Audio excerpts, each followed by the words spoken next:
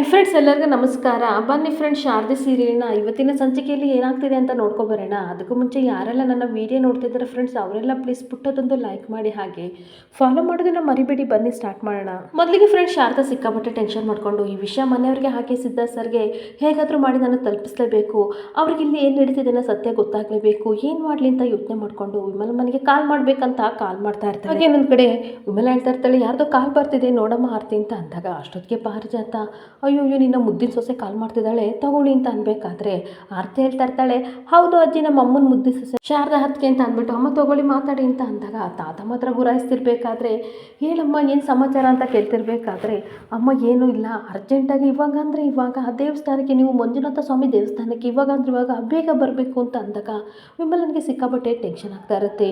ಸಿದ್ದುಗೆ ಏನಾದರೂ ಆಗಿದೆಯಾ ಅಂತ ಅನ್ಬೇಕಾದ್ರೆ ಅದೆಲ್ಲ ಏನೂ ಆಗಿಲ್ಲ, ಆದರೆ ಆದಷ್ಟು ಬೇಗ ನೀವು ಇಲ್ಲಿ ಬಂದರೆ ಸತ್ಯ ಗೊತ್ತಾಗುತ್ತೆ, ಬೇಗ ಬನ್ನಿ ಅಂತ ಅಂದಾಗ ಟೆನ್ಷನ್ ಮಾಡ್ಕೊಂಡು ಏನಾಯ್ತು ಅಂತ ವಿಮಲ ಹೊರಡ್ತಾ ಇರ್ತಾಳೆ. ಹಾಗೆ ಇನ್ನೊಂದು ಕಡೆ ವೈದೇಹಿ ಸಿಕ್ಕಾಪಟ್ಟೆ ಖುಷಿಯಿಂದ ಮದುವೆ ಆಗ್ತಿದ್ದೀನಿ ಅಂತ ಖುಷಿ ಪಡ್ತಿರ್ಬೇಕಾದ್ರೆ ಮುರಳಿ ಹೊಟ್ಟೆ ಹುರ್ಕೋತಾ ಇರ್ತಾನೆ. 32 ಹಲ್ಲ ಬಿಟ್ಕೊಂಡು ಕಿಸ ಅಂತ ಇದ್ದಾಳೆ. ನನ್ನ ಕಷ್ಟ ಇವಳಿಗೆಲ್ಲ ಅರ್ಥ ಆಗುತ್ತೆ, ಅಯ್ಯೋ ದೇವರೇ ಅರ್ಚಕರೇ ಇಷ್ಟುದ್ದ ಮಂತ್ರ ಹೇಳ್ಬೇಡಿ ಕಂಡ್ರೆ, ಇಷ್ಟುದ್ದ ಹೇಳಿ ಬೇಗ ತಾಳಿ ಕಟ್ಟಿಸ್ರಿ ಅಂತ ಅನ್ಬೇಕಾದ್ರೆ ಹಾಗೆಲ್ಲ ಮಾಡೋಕ್ಕಾಗಲ್ಲಪ್ಪ, ಸುಮ್ಮನೆ ಕೂತ್ಕೋ, ನಾನು ಹೇಳ್ಕೊಟ್ಟು ಸ್ತೋತ್ರನ ಹೇಳು ಅಂತ ಅನ್ಬೇಕಾದ್ರೆ ವೈದೇಹಿ ಹೇಳ್ತಾ ಇರ್ತಾಳೆ, ನೀವು ಟೆನ್ಷನ್ ಮಾಡ್ಕೋಬೇಡಿ ಪುರೋಹಿತ್ರೆ, ಎಲ್ಲ ಶಾಸ್ತ್ರಗಳನ್ನು ಸಹ ಸಂಪ್ರದಾಯ ಪ್ರಕಾರನೇ ಮಾಡಿ ಅಂತ ಅನ್ಬೇಕಾದ್ರೆ ನಿನಗೆಲ್ಲ ಕಣೆ ಟೆನ್ಷನ್ನು, ನನಗಾಗ್ತಿದೆ, ನನ್ನ ಕಷ್ಟ ನಿನಗೆಲ್ಲ ಅರ್ಥ ಆಗುತ್ತೆ ಅಂತ ಕೂಗಾಡ್ತಾ ಇರ್ತಾನೆ. ಹಾಗೆ ಪುರೋಹಿತರು ಸಹ ಮತ್ತೆ ಸ್ತೋತ್ರ ಎಲ್ಲ ಕೊಡ್ತಿರ್ಬೇಕಾದ್ರೆ ಏನು ಹೇಳ್ದೆ ಹಾಗೆ ಗುಣಗುಣ ಅಂತಿರ್ಬೇಕಾದ್ರೆ ಮಮ್ಮ ಅಂತಲ್ಲಾದರೂ ಹೇಳಪ್ಪ ಅಂತ ಅಂದಾಗ ಸರಿ ಅಂತ ಹೇಳ್ತಾ ಇರ್ತಾನೆ. ಹಾಗೆ ಮತ್ತೆ ಹೇಳ್ಕೊಡ್ತಿರ್ಬೇಕಾದ್ರೆ ಇದೆಲ್ಲ ನನಗೆ ಅರ್ಥ ಆಗಲ್ಲ, ನನಗೆ ಲೂಸ್ ಮೋಷನ್ ಬೇರೆ ಆಗ್ತಾ ಇದೆ, ನನ್ನ ಪಾಡಿ ನನ್ನ ಬಿಟ್ಬಿಡಿ, ಹೇಗಾದರೂ ಮಾಡಿ ವೈದೇಹಿಯಿಂದ ತಪ್ಪಿಸ್ಕೋಬೇಕು ಅಂತ ಮುರಳಿ ಯೋಚನೆ ಮಾಡ್ತಾ ಇರಬೇಕಾದ್ರೆ ಪುರೋಹಿತರೆ ನೀವು ಟೆನ್ಷನ್ ಮಾಡ್ಕೋಬೇಡಿ, ಏನೇನು ಶಾಸ್ತ್ರ ಇದೆ ಅದನ್ನೆಲ್ಲ ಅಚ್ಚುಕಟ್ಟಾಗಿ ಮಾಡಿ, ಇಲ್ಲ ಅಂತಂದರೆ ಮುಂದೆ ನಮಗೆ ತೊಂದರೆ ಆಗುತ್ತೆ ಅಂತ ಅಂದಾಗ ಸರಿ ಅಮ್ಮ ಅಂತ ಅವ್ರು ಇನ್ನೂ ಜಾಸ್ತಿ ಶಾಸ್ತ್ರಗಳನ್ನೆಲ್ಲ ಹೇಳಿ ಶಾಸ್ತ್ರಗಳನ್ನೆಲ್ಲ ಮಾಡ್ತಾ ಇರ್ತಾರೆ. ಇನ್ನೊಂದು ಕಡೆ ಶಾರದಾ ಏನಪ್ಪ ಮಾಡೋದು ಅಂತ ಟೆನ್ಷನಿಂದ ಒದ್ದಾಡ್ತಿರ್ಬೇಕಾದ್ರೆ ಸಡನ್ನಾಗಿ ಸಿದ್ದು ಎಂಟ್ರಿ ಕೊಡ್ತಾನೆ. ಸಿದ್ದನ್ನ ನೋಡಿ ಅವಳಿಗೆ ಸಿಕ್ಕಾಬಟ್ಟೆ ಶಾಕ್ ಆಗ್ತಾ ಇರುತ್ತೆ.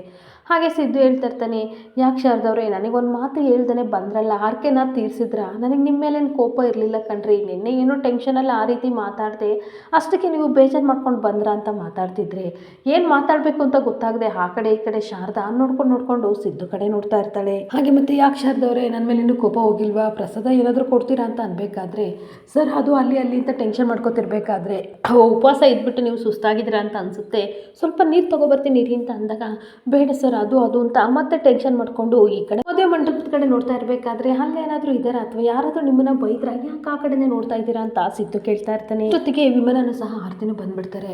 ಅದಕ್ಕೆ ಅಂತ ಅನ್ಬೇಕಾದ್ರೆ ಶಾರದಾ ನಿನಗೇನೂ ಆಗಿಲ್ಲ ತಾನೆ, ನೀನು ಫೋನ್ ಮಾಡಿದ್ದು ನೋಡಿ ನನಗೆ ಸಿಕ್ಕಾಪಟ್ಟೆ ಟೆನ್ಷನ್ ಆಯಿತು, ನೀವು ನೋಡಿದರೆ ಇಬ್ಬರು ಆರಾಮಾಗಿದ್ದೀರಾ, ಏನಾಯಿತು ಅಂತ ಅನ್ಬೇಕಾದ್ರೆ ಸಿದ್ದು ನಮಗೇನು ಆಗಿಲ್ಲಮ್ಮ, ಒಟ್ಟಾರೆ ನೀವು ಬಂದಾಗ ನಮಗೆ ಖುಷಿ ಆಯಿತು, ಇಡೀ ದಿನ ದೇವಸ್ಥಾನ ಸುತ್ತೋಣ ಅಂತ ಅನ್ಬೇಕಾದ್ರೆ ಶಾರದಾ ನೀನು ಹೇಳು ಏನಕ್ಕಮ್ಮ ಟೆನ್ಷನ್ ಮಾಡ್ಕೊಂಡಿದ್ಯಾ ಅಂತ ಕೇಳ್ತಿರ್ಬೇಕಾದ್ರೆ ಶಾರದಾ ಕರ್ಸೋದನ್ನು ಕರೆಸ್ತೆ, ಆದರೆ ಏನಂತ ಹೇಳಿ ಅಂತ ಯೋಚನೆ ಮಾಡ್ತಿರ್ಬೇಕಾದ್ರೆ ಸಿದ್ದು ಮಿಸ್ ಆಗಿ ಆ ಬ್ಯಾನನ್ನು ನೋಡಿಬಿಡ್ತಾನೆ.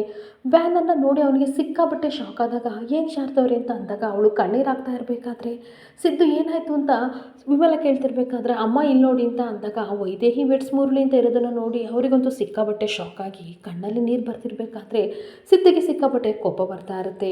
ಇನ್ನೊಂದು ಕಡೆ ಪುರೋಹಿತರು ಹಾರನ ಬದಲಾಯಿಸ್ಕೊಳ್ಳಿ ಅಂತ ಅಂದಾಗ ಮುರಳಿ ಹಾಕೊಳಕ್ಕೆ ಹೋಗ್ತಿರ್ಬೇಕಾದ್ರೆ ನಿನಗೆ ನೀನೇ ಹಾಕೋಬೇಡ ಕಣಪ್ಪ, ನಿನ್ನ ಹೆಂಡ್ತಿಗೆ ಹಾಕು, ಅದಕ್ಕೆ ನಾವು ಶಾಸ್ತ್ರ ಮಾಡ್ತಾ ಇರೋದು ಅಂತ ಹಾರ ಎಕ್ಸ್ಚೇಂಜ್ ಮಾಡಿಸ್ತಾ ಇರ್ತಾರೆ. ಇನ್ನೊಂದು ಕಡೆ ಸಿದ್ದು ಸಿಕ್ಕಾಬಟ್ಟೆ ಕೋಪ ಮಾಡ್ಕೊಂಡು ಈ ಮದುವೆ ಎಲ್ಲಿ ನಡೀತಿದೆ ಶಾರದವ್ರೆ ಅಂತ ಅಂದಾಗ ದೇವಸ್ಥಾನ ಕಡೆ ತೋರಿಸ್ತಿರ್ಬೇಕಾದ್ರೆ ಸಿದ್ದು ತುಂಬ ಟೆನ್ಷನ್ ಮಾಡ್ಕೊಂಡು ಓಡೋಗ್ತಾ ಇದ್ರೆ ಹಿಂದೆ ಶಾರದನು ಹೋಗ್ತಾ ಇರ್ತಾರೆ. ಅವರಿಬ್ಬರು ಹೋಗೋದನ್ನು ನೋಡಿ ಇನ್ಮೇಲೆ ಟೆನ್ಷನ್ ಮಾಡ್ಕೊಂಡು ಆರ್ತಿನ ಕರ್ಕೊಂಡು ಹೋಗ್ತಾ ಇದ್ರೆ ಇನ್ನೇನು ವೈದೇಹಿ ಕುರುಳಿಗೆ ತಾಳಿ ಕಟ್ಟಕ್ಕೆ ಅಂತ ಹೋಗ್ತಾ ಇರಬೇಕಾದ್ರೆ ಶಾರದಾ ನಿಲ್ಲಿಸಿ ಅಂತ ಅಂದ ತಕ್ಷಣ ಎಲ್ಲರಿಗೂ ಸಿಕ್ಕಾಪಟ್ಟೆ ಶಾಕ್ ಆಗ್ತಾ ಇರುತ್ತೆ. ಹಾಗೆ ಆಶ್ಚರ್ಯದಿಂದ ನೋಡಿದರೆ ಈ ಕಡೆ ಸಿದ್ದು ಶಾರದಾ ಹಾಗೆ ವಿಮಲನ ನೋಡಿ ಮುರಳಿಗೆ ಸಿಕ್ಕಾಪಟ್ಟೆ ಟೆನ್ಷನ್ ಆಗ್ತಾ ಇರುತ್ತೆ. ಹಾಗೆ ಏನು ಮಾತಾಡದೆ ತನ್ನ ಪಡಿ ತಾನು ಮುರಳಿ ವೈದೇಹಿ ಎದ್ದು ನಿಂತ್ಕೊಂಡಾಗ ಈ ಕಡೆ ಏನು ಮಾತಾಡದೆ ವಿಮಲನ ಸಹ ಸಿಕ್ಕಾಪಟ್ಟೆ ಕಣ್ಣೀರಾಗ್ತಾ ಇದ್ರೆ ಸಿದ್ದಿಗೆ ಸಿಕ್ಕಾಪಟ್ಟೆ ಕೋಪ ಬರ್ತಾ ಇರುತ್ತೆ. ಎದ್ದು ಹೋಗೋಕ್ಕೆ ಅಂತ ಹೋಗ್ತಿರ್ಬೇಕಾದ್ರೆ ನಿಂತ್ಕೊಳ್ಳಿ, ನಾಚಿಕೆ ಆಗ್ತಿಲ್ವ ನಿಮಗೆ, ನಿಮ್ಮನ್ನು ಎತ್ತರ ಸ್ಥಾನದಲ್ಲಿ ನಾನು ಇಟ್ಟಿದ್ದೆ ಅದನ್ನೆಲ್ಲ ನೀವು ಕಳ್ಕೊಬಿಟ್ರಿ ಅಂತ ಬೈತಿರ್ಬೇಕಾದ್ರೆ ವಿಮಲನು ಸಹ ಹೇಳ್ತಾ ಇರ್ತಾಳೆ, ನಿಂತ್ಕೊಡ್ರಿ, ಮುಖ ಕೊಟ್ಟು ಮಾತಾಡ್ರಿ, ಅದೇ ಯಾಕ್ರಿ ತಲೆ ತೆಗ್ಸಿ ನಿಂತಿದ್ದೀರಾ ಅಂತ ಹೋಗಿತಾ ಇರ್ತಾಳೆ. ಹಾಗೆ ಬಂದಿರೋದು ನಿಮ್ಮ ಹೆಂಡತಿ ಮಕ್ಕಳು, ನಮ್ಮನ್ನ ಮುಖ ನೋಡೋಕ್ಕೆ ನಿಮಗೆ ನಾಚಿಕೆ ಆಗ್ತಿದೆಯಾ, ಇಂಥ ಕೆಲಸ ಮಾಡಬೇಕಾದ್ರೆ ಇಲ್ದಿದ್ದ ನಾಚಿಕೆ, ಕತ್ತೆತ್ತಿ ನೋಡೋಕ್ಕೆ ಏನಕ್ರಿ ನಾಚಿಕೆ ಅಂತ ವಿಮಲ ಬೈತಾ ಇರಬೇಕಾದ್ರೆ ಈ ಕಡೆ ಆರ್ತಿನೂ ಸಹ ಕಣ್ಣೀರು ಹಾಕ್ಕೊಂಡು ಹೇಳ್ತಾ ಇರ್ತಾಳೆ, ಅಪ್ಪ ನಿಮ್ಮನ್ನ ದೊಡ್ಡ ವ್ಯಕ್ತಿ ಅಂತ ಅಂದ್ಕೊಂಡಿದ್ದೆ, ದೊಡ್ಡ ಸ್ಥಾನದಲ್ಲಿ ಇಟ್ಟಿದ್ದೆ, ಇವಾಗ ಯಾವ ರೀತಿ ಅನ್ನಿಸ್ತಿದೆ ಗೊತ್ತಾ, ಪಾತಾಳಕ್ಕೆ ನಮ್ಮನ್ನ ತಳ್ದಂಗೆ ಆಗಿದೆ, ನಾಚಿಕೆ ಆಗಲ್ವ ಇಂಥ ಕೆಲಸ ಮಾಡೋಕ್ಕೆ ಅಂತ ಹೋಗಿತಾ ಇದ್ರೆ ಮುರಳಿ ಏನು ಮಾತಾಡದೆ ಹಾಗೆ ಕತ್ತು ಬಗ್ಸಿ ನಿಂತ್ಕೊಬಿಡ್ತಾನೆ. ಹಾಗೆ ನಮ್ಮಪ್ಪ ಹಿಂಗೆ ದೊಡ್ಡ ವ್ಯಕ್ತಿ, ನನ್ನ ರೋಲ್ ಮಾಡಲ್, ಹಾಗೆ ನನ್ನ ಜೀವನದ ದೇವರು ಅಂತ ಅಂದ್ಕೊಂಡಿದ್ದೆ. ಆದರೆ ಇಂಥ ದೊಡ್ಡ ಡಿಸಿಷನ್ ತೊಗೊಳಕ್ಕೆ ಮುಂಚೆ ನಾವ್ಯಾರು ನಿಮಗೆ ನೆನಪಾಗ್ಲಿಲ್ವಾ ಅಂತ ಸಿದ್ದು ಬೈತಾ ಇರಬೇಕಾದ್ರೆ, ಅದು ಹಾಗಲ್ಲ ಸಿದ್ದು ಅಂತ ಮುರಳಿ ಮಾತಾಡೋಕೆ ಹೋಗ್ಬೇಕಾದ್ರೆ, ಮಾತಾಡ್ಬಿಡಿ ನೀವು ಅಂತ ಜೋರಾಗಿ ವಿಮಲ ಕಿರ್ಚಾಡ್ತಾ ಇರ್ತಾಳೆ.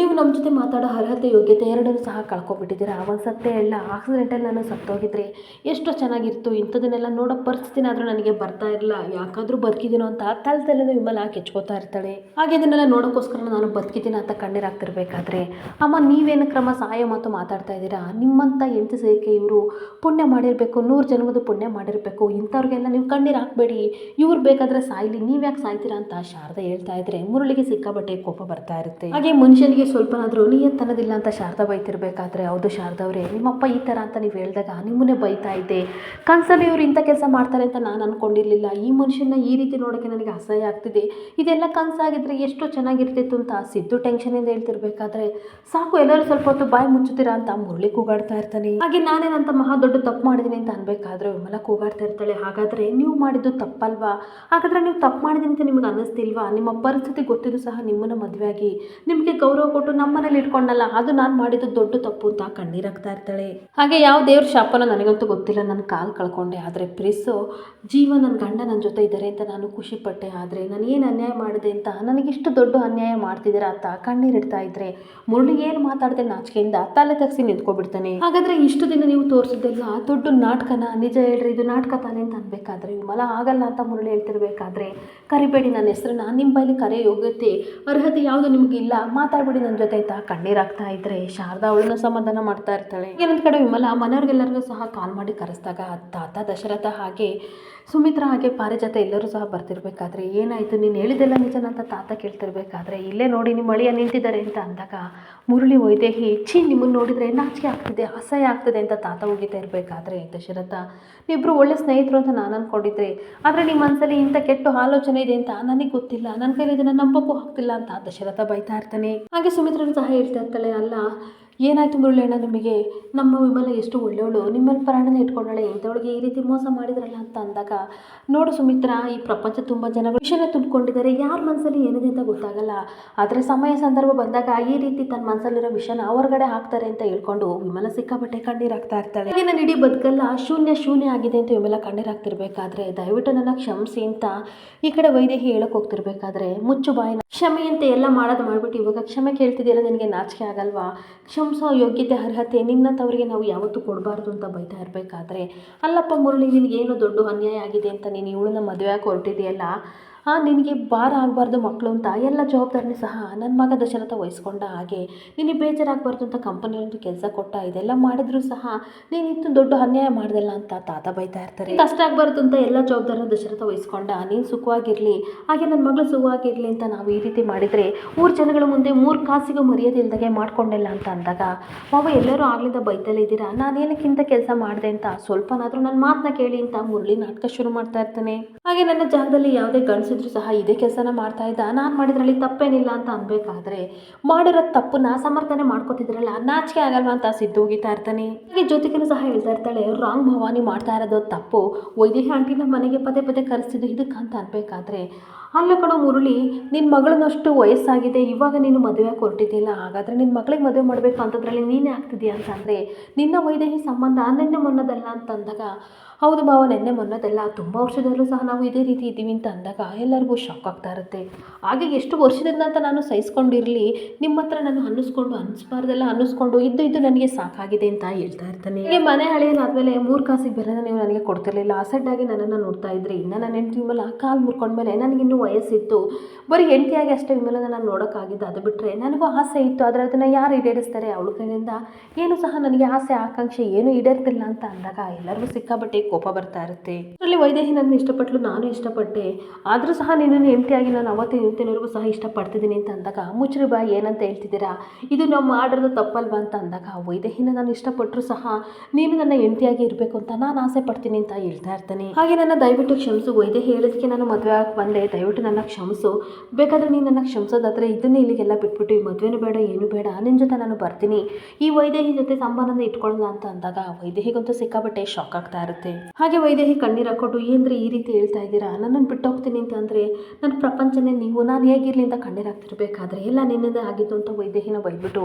ವಿಮಲ ದಯವಿಟ್ಟು ನನ್ನ ಕ್ಷಮಿಸು, ನಿನ್ನ ಕಾಲು ಹಿಡ್ಕೋತೀನಿ, ಇನ್ನು ಯಾವತ್ತೂ ಇವಳು ಸಂಬಂಧದಲ್ಲಿ ನಾನು ಇರಲ್ಲ ಅಂತ ಹತ್ರ ಬರ್ತಿರ್ಬೇಕಾದ್ರೆ ನಿಲ್ಲು, ಅಲ್ಲೇ ಬರೋ ಯೋಗ್ಯತೆ ನಿನಗೆ ಇಲ್ಲ ಅಂತ ತಾತ ಹೋಗಿತಾ ಇರ್ತಾರೆ. ಹಾಗೆ ನೀನು ಅಷ್ಟು ಚೆನ್ನಾಗಿ ನೋಡ್ಕೊಂಡಿದ್ವಲ್ಲ, ನಮ್ಮ ಮನೇಲಿ ನಿನಗೆ ಏನು ಕೊರತೆ ಮಾಡಿದ್ವಿ ಅಂತದ್ರಲ್ಲಿ ಇವಾಗ ಕ್ಷಮೆ ಹೇಳಕ್ಕೆ ಬಂದಿದೆಯಾ, ನೀನು ಕ್ಷಮಿಸೋ ತಕ್ಷಣ ನಾವು ಕ್ಷಮಿಸ್ಬೇಕಂತ ಅನ್ಬೇಕಾದ್ರೆ ನಾನೇನೋ ಕಡಿಮೆ ಮಾಡಿದ್ದೆ ಅಂತ ತಾತ ಕೇಳ್ತಿರ್ಬೇಕಾದ್ರೆ ಮನೆ ಹಳೆಯನಿಗೆ ಯಾವ ರೀತಿ ಮರ್ಯಾದೆ ಕೊಡ್ತಿದ್ರು ಅಂತ ನಾನು ನೋಡಿದ್ದೀನಿ. ಸುಮ್ಮನೆ ರೀ ಮಾವ, ನೀವು ಕೊಟ್ಟರೆ ಕಾಸು ಇಲ್ಲ ಅಂತ ಅಂದರೆ 3 ಕಾಸು ಬೆಲೆ ಇಲ್ಲ ಅಂತ ಮುರಳಿ ಹೇಳ್ತಾ ಇರ್ತಾನೆ. ಹಾಗೆ ನೋಡಿ ಮಾವ, ಆ ವಯಸ್ಸಿನಲ್ಲಿ ನನಗೆ ಇದೇ ಮಾಡಿದ್ದು ಅಂತ ಅನ್ನಿಸ್ತು, ಅದಕ್ಕೆ ನಾನು ಈ ಕೆಲಸ ಮಾಡಿದೆ ಅಂತ ಅಂದಾಗ ಈ ರೀತಿ ಹೇಳಕ್ಕೆ ನಾಚಿಕೆ ಆಗಲ್ವ ಅಂತ ಅಂದಾಗ ಪ್ರಪಂಚದಲ್ಲಿ ಯಾರು 2 ಮದುವೆ ಆಗಿಲ್ವ ಮಾವ ಅಂತ ಬೈತಿರ್ಬೇಕಾದ್ರೆ ಬೇರೆಯವ್ರು ಮಾಡ್ಕೊಂಡವ್ರಾಗಂತ ನಮ್ಮ ಕುಟುಂಬದವ್ರು ಮಾಡ್ಕೊಳ್ಳೋಕ್ಕೆ ನಾಚಿಕೆ ಆಗಲ್ವಾ ಅಂತ ಬೈತಾ ಇರ್ತಾರೆ. ದಶರಥ ವಿಮಲನಿಗೆ ಅನ್ಯಾಯ ಮಾಡಿದೆ, ಸಿದ್ದು ಮತ್ತೆ ಈ ಕಡೆ ಆರತಿ ಮುಖ ನೋಡೋರಿಗೆ ಎಷ್ಟು ಬೇಜಾರಾಗಿದೆ ಅಂತ ಅಂತಿರ್ಬೇಕಾದ್ರೆ ದಯವಿಟ್ಟು ನನ್ನ ಕ್ಷಮಿಸಿ ಅಂತ ಅಂದಾಗ ನಿಮ್ಮಂಥವ್ರಿಗೆ ಕ್ಷಮೆನೇ ಇಲ್ಲ ಅಂತ ಸಿದ್ದು ಹೇಳ್ತಿರ್ಬೇಕಾದ್ರೆ ದಯವಿಟ್ಟು ನನ್ನ ಕ್ಷಮಿಸು ವಿಮಲ, ನೀನು ಹೇಳ್ದಂಗೆ ಕೇಳ್ತೀನಿ ಅಂತ ಅಂದಾಗ ಸರಿ ಹಾಗಾದರೆ ವೈದೇಹಿ ಕೊರಳಿಗೆ ತಾಳಿ ಕಟ್ಟಿ ಅಂತ ಅಂದಾಗ ಎಲ್ಲರಿಗೂ ಸಿಕ್ಕಾಪಟ್ಟೆ ಶಾಕ್ ಆಗ್ತಾ ಇರುತ್ತೆ. ಹಾಗೆ ವಿಮಲ ವೈದೇಹಿಗೆ ಏನಕ್ಕೆ ತಾಳಿ ಕಟ್ಟಕ್ಕೆ ಮುರುಳಿಗೆ ಹೇಳಿದಂತಹ ಘಟನೆಯನ್ನು ಸಹ ನೆನಪು ಮಾಡ್ಕೋತಾ ಇರ್ತಾಳೆ.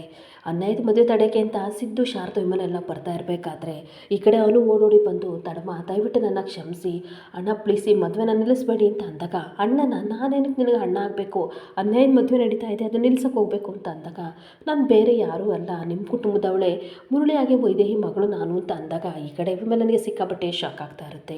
ನೋಡಿ ದೊಡ್ಡಮ್ಮ, ನಮ್ಮ ಅಪ್ಪ ಅಮ್ಮ ಮಾಡಿದ್ದು ತಪ್ಪು, ಆದರೆ ಅದಕ್ಕೆ ಶಿಕ್ಷಣ ನಾನು ಅನುಭವಿಸ್ತಾ ಇದ್ದೀನಿ. ಇಷ್ಟು ವರ್ಷದಿಂದಲೂ ಸಹ ನಮ್ಮ ಅಪ್ಪ ಯಾರು ಅಂತ ನಾನು ಯಾರಿಗೂ ಹೇಳಿಲ್ಲ. ಹಾಗೆ ಸ್ಕೂಲಲ್ಲಿ ಫಾರಮಲ್ಲಿ ಫಾದರ್ ನೇಮ್ ಹೆಸರು ಸಹ ನಾನು ಬರೆದಿಲ್ಲ, ಎಲ್ಲ ಅಸಹ್ಯಾಗಿ ಸಹ ನನ್ನನ್ನು ಆಡ್ಕೋತಾ ಇದ್ರು. ನಿಮ್ಮಮ್ಮ ಹಾಗಾದರೆ ಅಪ್ಪ ಯಾರು ಅಂತ ಗೊತ್ತಿಲ್ಲದೆ ನಿನ್ನನ್ನು ಎತ್ತಿದ್ದಾಳೆ, ನಿನಗೂ ಗೊತ್ತಿಲ್ಲ ಹಾಗೆ ಹೇಗೆ ಅಂತ ಚೀತು ಅಂತ ನನ್ನ ಎಲ್ಲ ಉಗಿದ್ರು ಸಹ, ಆದರೂ ಸಹ ಎಲ್ಲ ಸಹಿಸ್ಕೊಂಡು ಇವ್ರಿಗೋಸ್ಕರ ಬಂದೆ. ದಯವಿಟ್ಟು ಇವಾಗ ಒಂದೇ ಒಂದು ಅವಕಾಶ ಕೊಟ್ಟು ಈ ಮದುವೆನ ಮಾಡಿಸಿ, ನನಗೋಸ್ಕರ ಮಾಡಿಸಿ ಅಂತ ರಿಕ್ವೆಸ್ಟ್ ಮಾಡ್ತಿದ್ದೆ ನನ್ನ ನೆನಪಿಸ್ಕೊಂಡು ವೈದೇಹಿ ಕೊರಳಿಗೆ ತಾಳಿ ಕಟ್ಟಿ ಅಂತ ಮುರಳಿಗೆ ವಿಮಲ ಹೇಳ್ತಾ ಇರ್ತಾಳೆ. ಇಲ್ಲಿಗೆ ಸಂಚಿಕೆ ಎಂಡ್ ಆಗ್ತಿದೆ. Thank you for the watching friends.